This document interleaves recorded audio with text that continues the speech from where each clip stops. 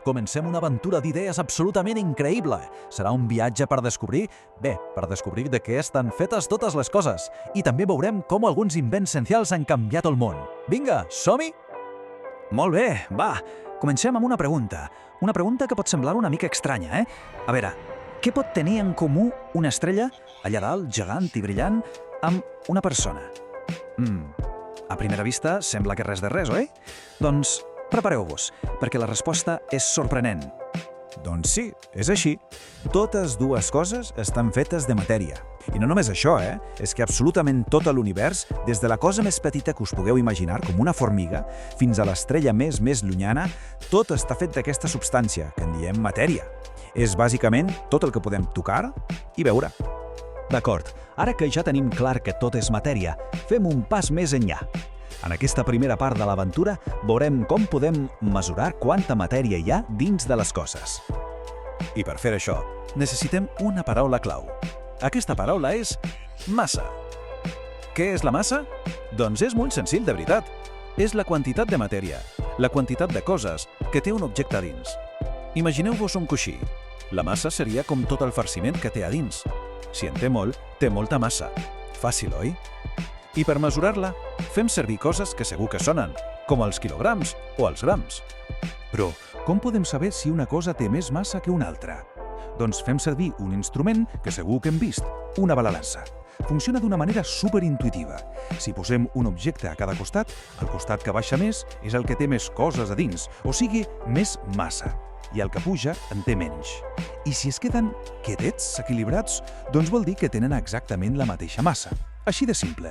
Podríem saber, per exemple, si una poma té més massa que una taronja? Així que, per quedar-nos amb la idea principal, la massa és el que ens diu quant material hi ha dins d'una cosa. És la manera que tenim de mesurar com de ple està un objecte. Aquesta és la gran idea. És superimportant per entendre com funciona el món. Molt bé. Deixem la matèria per un momentet i fem un salt en el temps. Ens preparem per a un viatge al·lucinant per a algunes de les idees més brillants de la història. Veurem invents que ho van canviar tot, literalment. Aquí en tenim uns quants que són clau. Parem-nos a pensar. Fa molt de temps, la roda. Va ser una revolució, De sobte es podien moure coses pesades d'un lloc a l'altre. Després fem un salt enorme fins al 1450. La impremta. Gràcies a ella, les idees dels llibres van poder viatjar i arribar a molta més gent. Més endavant, la màquina de vapor, el motor que va moure trens i fàbriques senceres. I, és clar, la bombeta, que ens va permetre tenir llum a la nit. Cada un d'aquests invents va ser com una porta que s'obria a 1000 coses noves. I ara una pregunta interessant. De tots aquests, quin hauria canviat més el món? És difícil de dir, perquè en realitat tots van ser brutals. Van canviar la història per complet. Bé, i després d'aquest viatge al passat, tornem al present. Anem a veure com aquelles idees tan antigues han anat creixent i creixent fins a convertir-se en la ciència i la tecnologia que tenim avui per tot arreu. És que és impressionant veure fins on hem arribat, oi? Avui, la ciència ens dona unes eines que semblen de pel·lícula. Parlem de robots superllestos que ajuden els metges a les operacions, o d'escàners que poden veure dins del nostre cos sense obrir res. I què me'n diu dels trens que van a tota velocitat, o els cotxes intel·ligents? Fa uns anys tot això era ciència-ficció. Però la ciència no només serveix per crear coses noves i xules, també serveix per resoldre problemes. I un dels problemes grossos que tenim ara mateix és el plàstic. En fem servir molt i genera molts residus. Llavors, els científics es pregunten: podríem fer coses sense haver de fer servir tant de plàstic? I la resposta és que sí, és clar que sí. I tenim un exemple que és una passada, se diu Shriek. Atenció, perquè és un material nou de trinca fet amb closques de gambes i d'altres insectes. I el millor de tot, és tan fort com el plàstic, però es desfà de manera natural. És biodegradable. Una idea brillant per a un problema molt gran, oi? Això ens porta a una altra gran idea per recordar. Els invents no són només coses curioses i prou.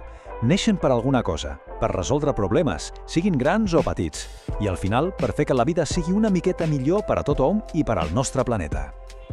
I per anar acabant aquest viatge, ens queda una última parada, el futur. Què ens espera? Fem una ullada a les idees increïbles que els científics inventors ja estan cuinant per al demà. Doncs sembla que els invents del futur tenen sobretot dues grans missions. La primera, millorar la vida de les persones. Pensem en coses com nanorobots, uns robots diminuts que puguin viatjar per a dins del cos per lluitar contra malalties. Són espectacular, eh? I la segona missió, que és igual d'important, protegir el nostre planeta.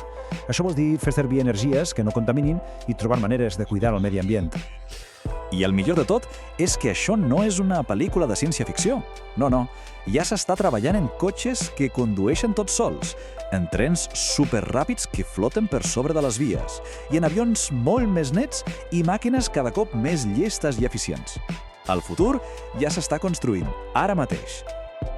I acabem amb una última reflexió.